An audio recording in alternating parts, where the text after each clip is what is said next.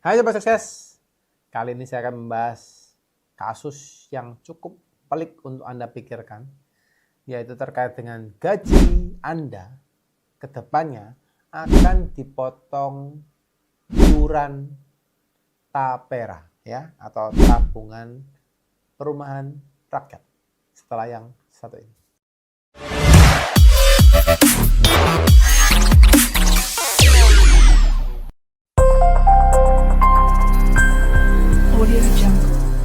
Oke teman-teman, ini salah satu berita yang cukup perlu kita pikirkan bersama ya. Dimana ini saya tidak nanggapin pro atau kontra, jadi teman-teman boleh berpendapat ya di bawahnya supaya kita juga bisa sama-sama belajar ya. Dimana pemerintah lagi baru memunculkan sebuah aturan untuk mendorong atau setidaknya saya boleh katakan memaksa ya, memaksa perusahaan untuk memotong gaji daripada karyawannya atas iuran yang bernama tapera atau tabungan perumahan rakyat ya.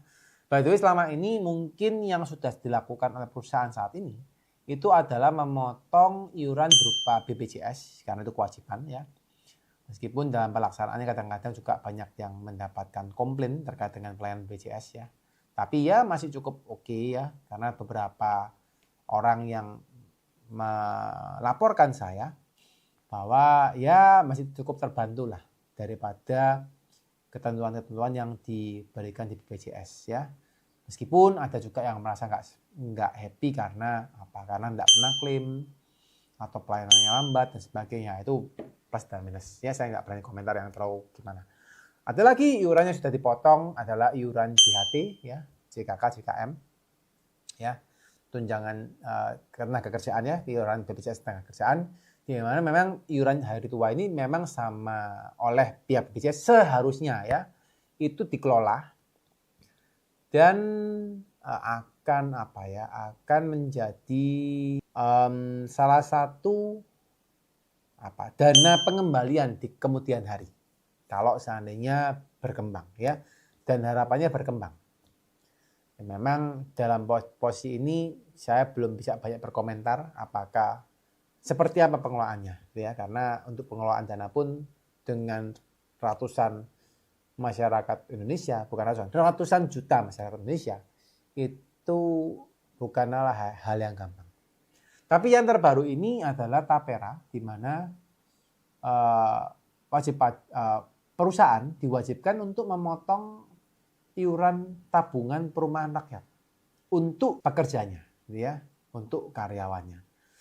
Nah, ini salah satu hal yang cukup baru dan memang mau nggak mau harus dilakukan karena peraturannya kan keluar 2020 kemarin ternyata, gitu ya. Tapi ngomongnya maksimal 7 tahun itu boleh didaftarkan. Jadi pendaftarannya maksimal 7 tahun daripada aturan. Jadi kurang lebih 2027 lah ya, masih kita punya nafas sampai 3 tahun ke depan, 4 tahun ke depan baru kita mendaftarkan tapera ya. Meskipun belum tahu juga terkait dengan bagaimana pelaksanaannya. Cuma teman-teman, ini yang perlu teman-teman tahu bahwa ada satu komponen baru yang akan cepat lambat dipotong kepada gaji Anda. Memang nominalnya nggak besar sih. Nominalnya kan kurang lebih 3% ya dari gaji Anda. Tapi total kalau kita lihat ya, potong BPJS, potong tenaga kerjaan, potong tapera, lama-lama mungkin 10%an gitu mungkin gaji Anda akan dapat potongan gitu ya, karena BPJS kesehatan itu juga ada sekian persen ya, tenaga kerjaan juga sekian persen ya, mungkin ya plus minus hampir 10% kalau seperti itu dari potongan Anda ya. Nah, kenapa saya ngomongin teman-teman? Ya ini untuk informasi aja kepada teman-teman ya, bahwa akan ada kejadian ketika Anda dipotong hal tersebut seperti itu ya. Tentunya ini belum tahu apakah tapera tadi akan menjadi pengurang daripada gaji Anda. Karena kalau di BPJS Kesehatan itu menjadi tidak mengurangi karena itu sebagai sebagai unsur penambah ya penghasilan. Kalau iuran hari tua itu memang dikurangin ya. Karena ibaratnya kayak siap persiapan pensiun, itu namanya aturannya di dana pensiun gitu ya. Nah, itu memang mengurangi penghasilan Anda supaya dipotong iuran tersebut, jadi pajaknya setelah dipotong iuran tersebut. Nah, Tapera ini belum tahu ya, apakah akan dipotong di mana ya. Apakah menjadi pengurang ataukah menjadi enggak pengurang. Tapi kalau misalnya konsep berpikirnya sama seperti Dapen ya, dana pensiun, maka ini akan menjadi pengurang untuk penghasilan Anda. Nah, kalau menjadi pengurang ya syukur, berarti otomatis begitu Anda menabung ke sana, seharusnya uang ini kan enggak hilang. Ya, seharusnya uang ini enggak hilang. Nah, itu minimal ya Anda nabung lah gitu ya. Dan memang pada kenyataannya di Indonesia ini kan banyak teman-teman yang generasi milenial atau generasi selenial gitu ya, teman-teman yang usianya masih 20-30 tahun. Memang sekarang pun waktu Anda menikah, Anda kebingungan untuk cari rumah ya. Anda kesulitan untuk cari rumah ya, dikarenakan memang terutama teman-teman yang di kota besar nih gitu ya. Cari rumah itu kan sekarang harga rumah semakin lama semakin mahal. Ya, yang dulu mungkin masih 200 juta, 100 juta, sekarang sudah 300 juta, 400 juta, 500 juta, bahkan 700 juta gitu. Naik terus ya. Nah, begitu harganya naik, opsi daripada developer adalah apa? Adalah rumahnya dikecilin, guys, ya. Jadi ukuran yang dulu 70, 72 gitu ya, turun ke 60, 60 turun lagi ke 48, 48 turun lagi ke 36 gitu ya. Tambah lama tambah kecil, ya. Tapi harganya tambah lama juga tambah mahal. Kenapa? Karena developer ya menjual rumah Anda berdasarkan meter perseginya. Ya. Dan memang masalahnya di kota besar semakin lama harga per meter perseginya semakin besar. Ya, semakin tinggi.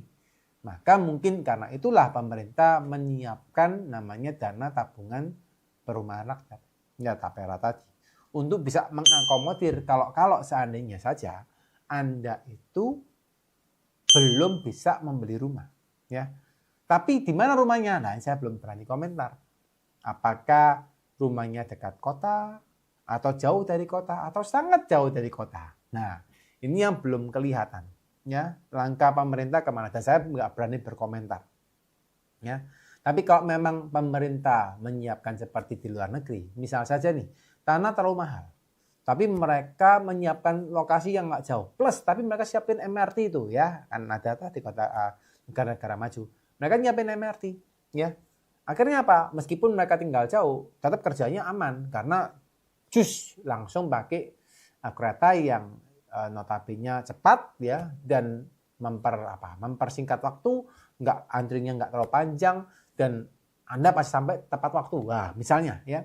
Nah, itu bisa jadi salah satu hal ya yang bisa dipertimbangkan ketika mendapatkan Tapera tersebut seperti itu. Nah, dari potongan 3% tadi teman-teman, ternyata sebagian besar dari 3% itu, kalau BPJS Kesehatan atau Ketenagakerjaan itu kan juga ada. Sebagian dibayar oleh perusahaan, sebagian dibayar oleh Anda sebagai pekerja. Ya. Di sini pun juga sama teman-teman, 3% tadi, itu 2,5%-nya harus Anda yang bayar sendiri. Ya. 0,5%-nya harus pemberi kerja yang membayar.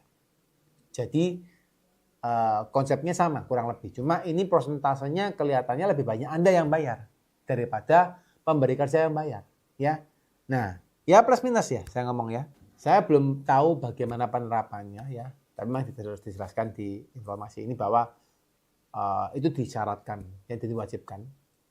Dan Anda seandainya nggak membayar pun, itu juga nanti akan dinonaktifkan ya. Tapi kalau kalian siap membayar, ya akan diaktifkan. Ya, saya yakin dan percaya pemerintah akan menyiapkan yang terbaik ya. Bagaimana program-programnya ya. Ya, kita lihat saja. Yang pasti Anda siap dengan segala hal tersebut ya. Kalau Anda dipotong Tapera ya minimal Anda tidak sampai kaget ya. Dan tetap Anda bisa melaporkan pajak Anda semaksimal mungkin ya. Nah, buat teman-teman yang sebagai petugas pajak ya atau sebagai staf pajak di perusahaan juga harus memperhatikan ini ya, karena ini jadi salah satu kewajiban Anda nantinya sebagai pemotong ya, atau Anda sebagai business owner ya, juga sebagai Anda sebagai pemotong tentunya. Jadi ini perlu Anda pertimbangkan untuk mendaftarkan kapan karena Anda ke dalam Tapera, program Tapera ini. Ya, buat teman-teman yang pengen belajar perpajakan dengan lebih komprehensif, kami sudah menyiapkan satu pelatihan simpel, sederhana buat Anda bisa memahami bagaimana Anda belajar perpajakan dengan cara yang sederhana dan pasti Anda paham ya, karena kami membuatnya sesederhana mungkin daripada Anda belajar materi-materi yang terlalu teoritis. Kami berikan materi-materi praktis yang bisa Anda pelajarin dengan simpel. Yuk teman-teman, silakan belajar materi Mahir Pajak UMKM. Anda lihat deskripsinya di kolom deskripsi ya. Sekian buat teman-teman sekalian, semoga video ini bermanfaat. Semoga teman-teman mendapatkan insight-insight yang positif ya. Dan buat teman-teman yang merasa happy dengan video ini, silakan di-like dan di-share ke teman-temannya supaya teman-teman yang lain juga bisa mendapatkan inputan, insight, info daripada channel yang kami buat ya. Dan buat teman-teman yang ingin bertanya, silakan juga drop pertanyaan Anda di kolom komen. Atau kalau teman-teman yang pengen respon cepat, teman-teman boleh follow saya di Instagram, lalu Anda DM, nanti akan semaksimal mungkin saya akan jawab ya. Sekian teman-teman, dan selalu sehat, semangat, dan selalu happy semua buat teman-teman sekalian. Bye-bye.